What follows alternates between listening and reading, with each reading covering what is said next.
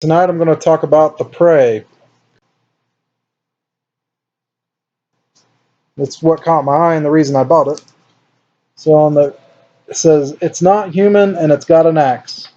It had an axe for about 1 minute. I have no idea why they use that as a tagline.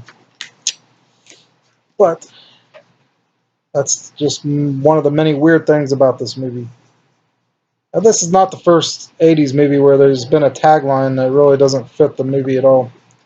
So the movie starts in 1948 and there's a forest fire. So then from there it goes to 1980. Two couples are sitting by a campfire. It's a peaceful scene. By some of the shots and sounds, you know that they're being watched by something out in the woods. After they enjoy their meal, the wife decides that she's going to go to the lake by herself. It's pitch black. The husband's like, okay. She said, if I'm not back in like 15 minutes, come looking for me.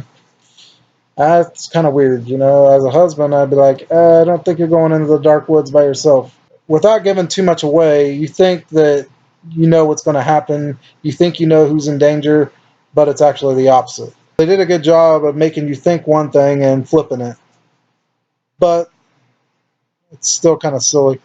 So one of those two get murdered. Then a group of teens later on decide to go camping. They go to the same exact location where the murder happened. The reason I know this is because there was something that was left there and they find it. There's like 8 minutes of this movie where the teens are just hiking through the woods. I mean, it's just really boring. There's not a whole lot going on with the 8 minutes of them trying to find a campsite.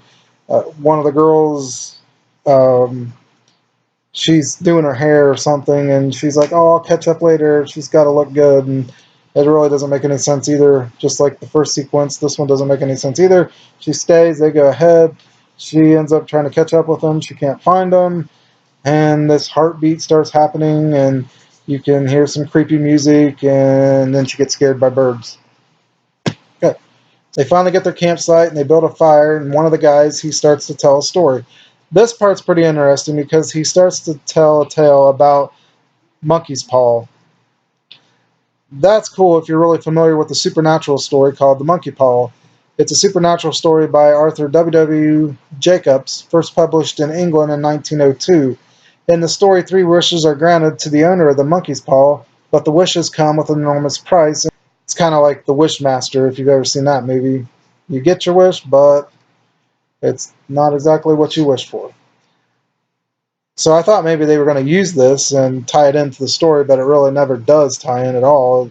Like I said, there's so many weird things in this movie. They just stick in and they just don't make any sense. Lots of crazy filler in this movie, like close-up of insects, animals, mountain sceneries, a ranger tuning and playing his banjo, a ranger talking another ranger into eating a cucumber sandwich.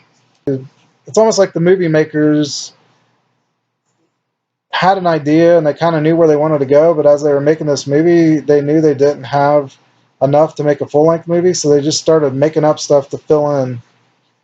But I will say, as much as I really didn't like the close-up of the animal scenes, they had a close-up of turkey vultures picking a corpse, and I hate turkey vultures. I dislike them. They're nasty, creepy birds.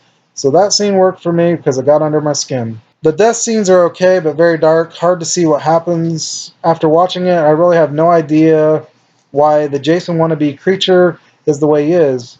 I know there was talk of a boy being burnt in the fire, but he looks like a monster mutant, not someone that was burnt. So it really makes no sense at all.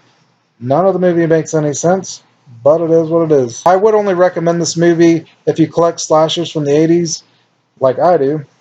I'm glad I have it in my collection, but it's not close to being one of my favorites, and it's not even close to being one of the good slashers from the 80s. It has some scenes worth watching, that's all I can say, but you're going to scratch your head and say, what in the heck did that happen for? Why did they make those cuts in the movie? What in the world is going on? So basically, I don't think I'll ever watch this one again, but it is a cool one to display. This cover is very misleading. I give it 1.5 out of 5.